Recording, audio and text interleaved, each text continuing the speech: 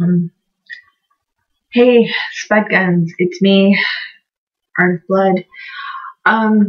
This is another one of those what I learned from da da da. In this case, it's the Blair Witch Project. Now, this actually came about in a really weird way.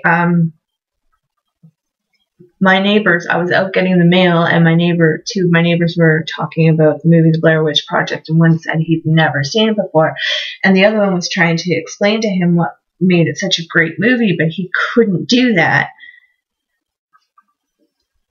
without kind of getting into the whole mythology of it. And that's what I want to talk about. When do things become, and I have some notes here, so if you hear paper rattling, when do things become myths? Like what makes a myth, and what makes something important? What makes a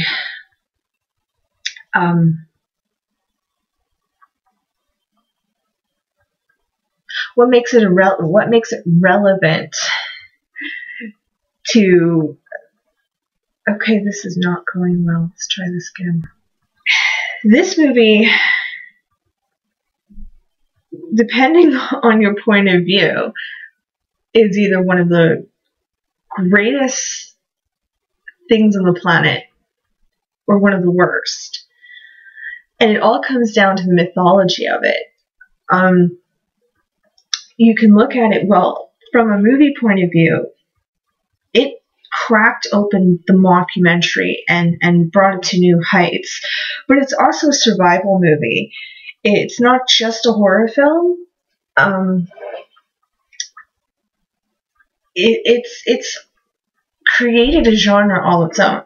So when you look at it from that point of view, and then you put it into the context of the fact that it's a mythology about mythologies, that's a mind twister for you. The whole movie never explains itself. It never says 100%, yes, this is a supernatural thing, or 100%, no, this is just a serial killer. It leaves you guessing. And mythologies in general are like that. They're known, and they've been around for however long, but they can never totally be proven one way or the other. And when you take something like the Blair Witch Project, which promises this huge mystery that started off as a rumor, that started off maybe as someone surmising something, you never quite get to the core of it. How did it start? Where did it really start? Why did it really start? And what we base our spirituality on, for most of us, they are nothing but myths that can only go back so far. And if it's a really good myth, it branches off into many different directions, and you can never quite pinpoint things 100%. So if you look at the movie The Blair Witch Project, you have the first one, which never completely explains itself. And then you have the two sequels, ironically, The Book of Shadows, which was the second movie, which did delve into witchcraft and the supernatural and ghosts. And then you have the mini documentary, which I don't know if it aired in the United States originally, or if it was just a Canadian thing, or if it was a co-production or whatever. Sticks and Stones, which actually goes into the idea of insanity and altered realities. So that when you take the three installments and kind of chunk them together, you've got the perfect mythology. You've got the unknown mixed with the supernatural, mixed with your own imagination. And when you're trying to get to the next level in anything, but when you're working towards getting to that higher level in your craft, you're going to have times when you're faced with that altered reality where you're going, did that really happen, or am I just losing my mind? I guess that's another topic altogether, though.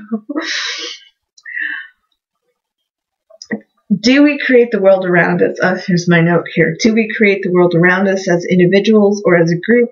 And how does that world's structure change when opposing viewpoints interact?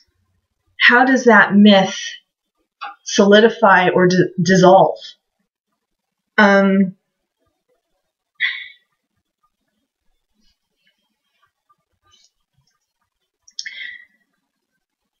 Because the first movie deals with the idea of insanity and blurring what's real and what's not real and how we perceive things, you could put 10 people into a room and have them watch it, and they'll come out with probably 10 different answers, or at the very least 5 different answers. And that's the same thing with general mythology. The superstitions and symbols that they used in the movies of the rocks and the sticks, did they mean something because they actually were a sign from whatever the supernatural aspect of, if you want to go that route, or from the mind of the serial killer, if you want to go that route, depending on your viewpoint of the movie and its mythology? Were they... Did they mean something because they were actually a sign given, or did they become a sign and start to mean something to the viewers because we as viewers, and even the actors in the movie for that matter, wanted them to become a sign? Whose reality were we engaged in? The one we, the viewers, created for the movie to understand it and its purpose, or the reality that the producers designed for us to follow? When does something become a legend and deserve being given the mythological proportions, and when does it not? I